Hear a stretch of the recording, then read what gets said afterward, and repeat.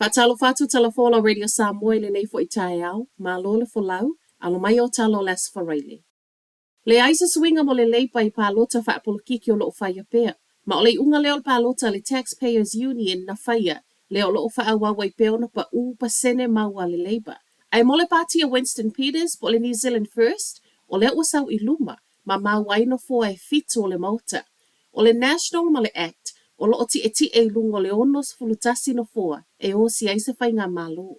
A whaatusa le pālota le nei tu whaatasia le uni, ma isi pālota o fisa whaasala lau o loo whaia pēr, o loo taitu tusa lava whaai unga, pau le swinga le pālota le nei. O le sau i luma o le pātia Winston Peters, ma e le ngata fo i lao le sau i luma, ai o lona au si o le 5% e toe uru whale i le pālemene, e au noa ma senofoa whaai tu malo.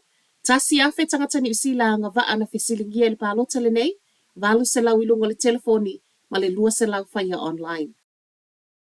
Ma wale siama o le listeria kiwi fruits a New Zealand lo awi nātu i le malo telo a Amerika, ma o le ua toe wala awai e awa ne i tau mawhaina. So e so enga na whaia i le aso fitu a iulai al matanga luenga le soifua malo loina i Kentucky. Na wha amauni ai wā whaina i le siama kiwi fruit a le Salisbury, po o le kampani i New Zealand lo o lawi loa i le whaatawi nātu i maketi i whafo le kiwi fruit. Whai mai e le Salisbury, wailoa e na o le lua whaato anga na sau mai ai kiwi fruit wa whaaleanga ina.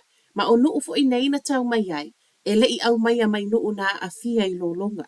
Ua tau fia le tu ma wai le taimi nei kiwi fruit mai whaato anga nei i tono New Zealand.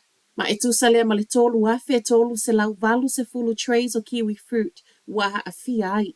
Mai Amerika, e le ai seisi wa mai ai e o mai le taimi na tu whaatasi ei telefou, ai i le Salisbury i New Zealand, o loo whaatali tali nei le wha ai ungo le recall wa whai ai Amerika wha a peaso e suenga, e ilo ai po o whea tonu lea na a fiai kiwi fruit i le siama.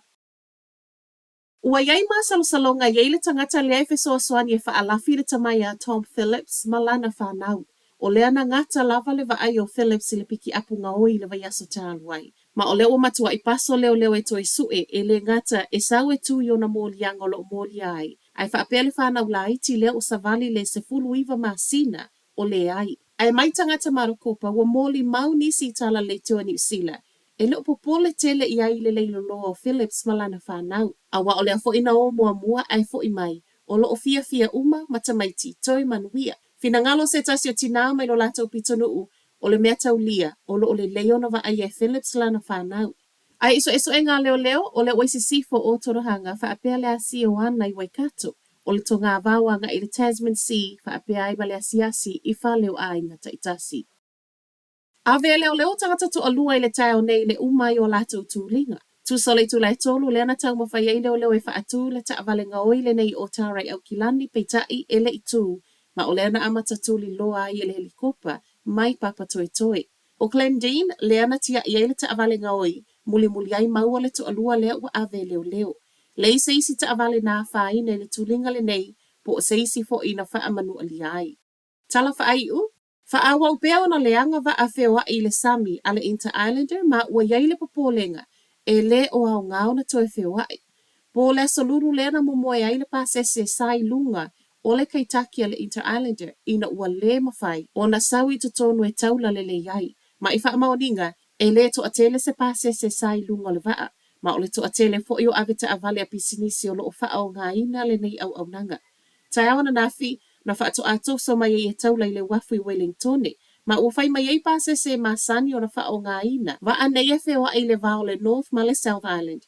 O le usavali le lua tausanga, o wha au au peo na whai ma le hanga vaa. Ma e fōlinga mai ai e le au ngao na toi whewai. Sau noanga le polesili o le Transporting New Zealand i tala le tio New Zealand, o lo o wha au au peo na wha atuai whe malanga i ngā vaa, ma tuai atuai ma le whela ua ingo uta, o lo o wha amoe le Inter-Islander. O le vaa lava le nei e tasi na tula e mai ei fo i le isi wha lava le masino Januari. Le ana toi wha anatinati e ona ave e sea mai le pasese o na wa motu sia le eletise.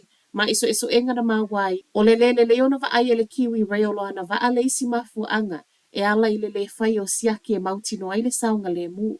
Wa wha atu ese le kiwi rail i le wha le tono na tula i mai le pō le asolulu, ma le tala wa uma o na toi whai le Kaitaki.